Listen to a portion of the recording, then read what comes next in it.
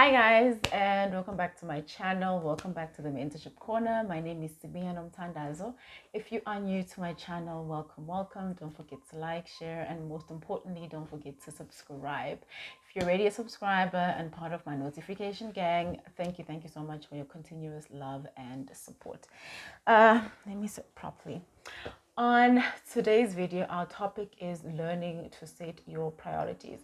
So the question I have for you today is, do you ever feel like you have your life all over the place and you can't really get your priorities straight in terms of deciding what's more important than what and what you need to do in that specific moment in your life, because that's more important in that specific moment or that specific season of your life.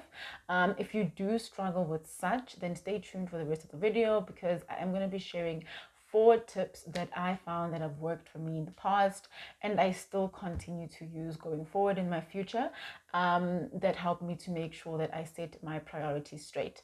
Before I even get into the video, I do want to apologize. I just decided to take a bit of a break from YouTube and also from my baking business for a while. That was mainly because I was tired, but I'll explain why it ended up being a month instead of just being 1 week. So for the first week, I was really tired. So I was reaching a point where I was feeling like I was burnt out, and I could tell, okay, if I know at this point in your life, you're gonna reach breaking point and you won't be able to go to work, and then it's gonna be a bit of a mess. You won't be able to do anything. So I decided, okay, fine, let's take a break from YouTube, and let's take a break from the baking. So if you do follow me on social media, or if you're on my WhatsApp, then you would have seen that for the first week that I took the break, I actually posted that I'm not taking any orders for my baking, because I was like, okay, fine, let's take a break from everything that's outside of my full-time job, because I felt like I was straining a lot. So I took a break for about a week. And the following week, I caught flu. I thought it was flu, but it was actually my sinuses. So I went to the doctor and they said I had acute sinusitis. So I had to stay away from everyone, mainly because everything was making me sneeze. So from my body lotion to my roll on to my dishwashing liquid to everything in the house, it was just making me sneeze, to the air outside, to the air inside. I was just sneezing all the time. So then I was off work for about, I think, half a week or so, to just try and make sure that I sort out my sinuses before I go back to work. And then I was fine after about a week. Yeah, after about a week, I had kind of fully recovered, but my voice was still really bad, so I couldn't really film. And then the 2 weeks after that, I was just dealing with some emotional and mental health issues, that I decided every time I was trying. So I tried to film a couple of times, honestly. So I filmed a couple of times, but I remember watching the videos and going, this is so awkward for even me to watch. How do I expect my audience to accept this? Like, the videos that I filmed were literally like monotone. Like, it felt like I was doing this throughout the video. So I was like, okay, you know what? Get yourself together, so that when you are officially coming back onto YouTube, officially coming back to teaching and giving to the world, then you are giving your full self. There's a theory that it's like a phrase that I can't remember where I got it from, but it basically says, if your cup is full and it overflows, then you can gladly share to others, but you can't share from an empty cup. So I felt really empty at that point in my life, and I was like, you know what, I don't want to be going out there and posting out content that I know is not going to be helping you guys in any way. It's not going to be growing you in any way. So what's the point? So then I decided, okay, fine, let's take the 2 weeks off YouTube. I couldn't take it off the baking because I had been away for about a week already, and I had orders that I had postponed, so I had to go back to my baking. But I then took 2 weeks from YouTube again, just to try and deal with my mental and emotional health issues. I also injured my leg. I sprained a muscle on my foot when I was jogging during that time as well. So I spoke to one of my physios, who's also my friend. I spoke to her and she said, I just need to lay low for a bit. If I am exercising, I must just take walks. but I mustn't be running or doing any hectic lifting or anything like that, anything strenuous to my body.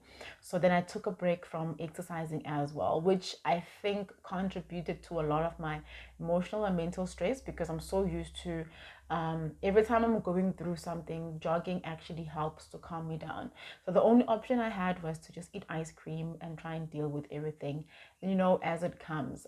It was a bit difficult, I'm not gonna lie, which is why I decided not to be in the public eye in terms of my YouTube. But we learn, we grow, and I learned a lot from the experience, which is some of the things that I'm going to be sharing with you guys going forward, because it's things that I feel are in line with what my channel is doing and what my channel is about. So I'm going to share them later on in the channel. But for today, I just want to say I do apologize for just disappearing without saying anything. It wasn't my intention, but it was something that was important and something that was necessary, right? Okay, so the one thing that I realized when I took the break was that apart from just focusing on myself, I had to learn that I wrote this down actually. It says we need to learn an understanding of what is important at each point of our lives. So basically, we need to have this understanding of what's important at each point of our lives or each season of our lives, so that we know that we are setting our priorities and we actually basically have our priorities and our interests and our attention in the right place. I learned that during the break, because initially it was to rest, and then I soon discovered that I had been working so hard that I had neglected my mental well-being, that I had neglected my physical well-being. Not physical exercise, because I was still exercising, but I realized that I wasn't really eating right. And I realized that I wasn't really getting enough time to myself like how I used to before. So I didn't have enough time for journaling. I didn't have enough time for reflecting. I didn't have enough time to just, be in my own space and just be alone in my own space and do things that I normally used to do when I was alone, like reading, like catching up, like, there was a whole list of things that I had stopped doing because I've been so busy, and that actually hurt me a lot mentally and emotionally. So then it actually invented today's video, which was we need to learn to make sure that we get our priorities straight in each season of our lives and in each point of your life. Just make sure that whatever you're doing at that specific time, it's a priority, because it's more important than the other thing. So basically, another summary is basically when I took a break, it was not to block off everyone or to shut down everything around me, but it was for me to just refocus on myself and to make sure that I was full first before I come out and decide to give, because as I said, you cannot give from an empty cup. So from the lesson that I learned from trying to figure out the whole priority situation in my life, I then discovered that there was actually 4 important points that I had to go back to from my previous learnings and my previous teachings that actually helped me to get through this whole thing. So I'm going to run through all the 4 tips that can help you as well to make sure that you get your priorities straight in each season of your life and in each point of your life, so that you know that whatever you're doing, you're doing what is important, and you're doing what is actually going to help you grow and become better, and grow and become a better person, and something that's going to end up adding up to the small steps and being that big step that you need to take in your life going forward. So what I then did was during the time that I was off, I actually prepared notes and a script for this video. So then I wrote down the 4 tips, and because I feel like the way I wrote them down actually resonates with how I was feeling at the time, I'm actually going to try and see if I can read them out to you guys and actually explain how I was feeling at that specific point in time. So the first point goes, you need to have a to-do list of all the things you need to do, and you must basically start with the most difficult to the least difficult. And I wrote this as one win can motivate you to go harder and to basically go for everything else. So that's how I normally do it. There's days it changes though, guys. It depends on your mood for the day. So some days I'll start with the most difficult part, like, or the most difficult task, so that I know, okay, fine, once that's out of the way, if I can achieve that most difficult task, that means everything else is relative. So I can most probably you know, achieve the rest for the rest of the day. Second point is basically, it's like the inverse of the first point. So basically, sometimes depending on your mood and depending on your personality, sometimes you need to start with the smaller ones, the smaller victories, so that that can build for you to actually have the courage and have the motivation to do the big ones and the most difficult tasks. So basically, that's point number 2. Point number 3 says always remember your role in any situation or in any space that you occupy. Why that's important is because you need to first do the requirements for your role in that specific situation or that specific department or that specific, you know, season of your life, so that you can complete all the requirements in that role. Once that's completed, then you know, okay, fine, the priorities for that specific role are done. They're conquered, they're taken care of. Then you can actually start pouring out and doing other things in other spheres in your life. A typical example is when you are at work, you have a minimum requirement for your job. So you need to make sure that you tick off all those minimums. Once that's been ticked off, then you can actually start, okay, fine, what else can I do to help to actually grow the business or to actually grow the company? Then you can start doing that. But you need to first do your minimum requirements. Then once that's done, then you can move on to help others.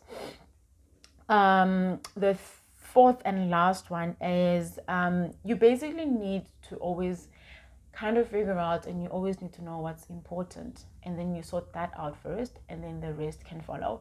A typical example I have for this is when I go on lunch or dinner dates with my friends or my family. The one thing I always try to do is I try to make sure that, because I'm in that moment, they are the person in front of me is the most important person.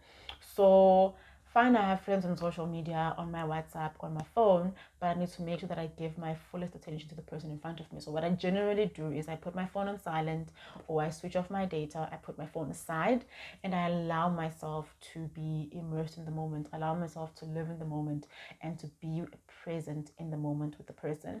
And I found that if you apply that principle to everything in your life, like for example, I'm filming this video now, this is the most important thing to me. Everything else is out, you know. I'm using my phone, but it's on do not disturb mode, so that I don't receive any calls, so that I don't receive any notifications. Even if I receive them, it doesn't really interrupt with the video. So that's what you need to do in life in general. If you have a project that you need to finish, you need to make sure that, okay, fine, this is the most important thing at this point in my life, so I need to finish this first, then everything else can follow.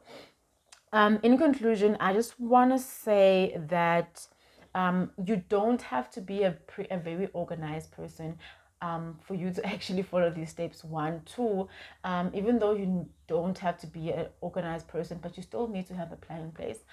You don't have to write it down. Some people prefer having things at the back of their mind. Just have that plan in place, because that's going to help you to achieve one of your or some of your greatest goals, or even most of your greatest goals. Because if you get your priorities straight, then everything else will just kind of fall into place automatically, because you have an idea and you know exactly what needs to be done. You know exactly what's important to you and in your life at that specific season in your life. That way, there's nothing, I don't think there's anything you cannot achieve. I don't think there's anything you cannot do. And yeah, guys, honestly speaking, I took the break because I felt I had to prioritize my mental health and my physical health and myself. And I'm so grateful for that, because I was able to come up with so many ideas for different spheres of my life, and I am truly grateful for that. I'm super excited for all the videos that are coming on the channel. I hope you guys will still be with me. You can't leave me, right? I'm joking, but anyways, I love you guys a lot. The one thing I want to leave you with, which is very important in this whole setting your priorities straight notion for today, is it's a it's not even a quote, it's a saying or phrase that I picked up from an interview I had last year with Degresha Ngobane. She said, you need to always remember why you're occupying a space. So we were talking about work then, but I want to say this to you with regards to any space that you occupy. You could be a girlfriend, you could be a boyfriend, you could be a sister, you could be a daughter, you could be a granddaughter, you could be a grandchild, a grandson, you could be a husband, you could be an employee, you could be an employer. You must always be aware of the reasons, the why you're occupying that particular space, and you must always make sure that that is fulfilled. And that goes for every sphere of your life. With that said, it's goodbye from me in the Mentorship Corner for today. I love you guys absolutely a lot. It's been a minute, I know, but I'm super, super excited for what's coming, and I'm super excited for the future, my future as well as your future. I just want to say keep winning and stay winning and be great, live in your purpose, be great, be amazing, and enjoy life as I am enjoying mine. I love you guys. Bye.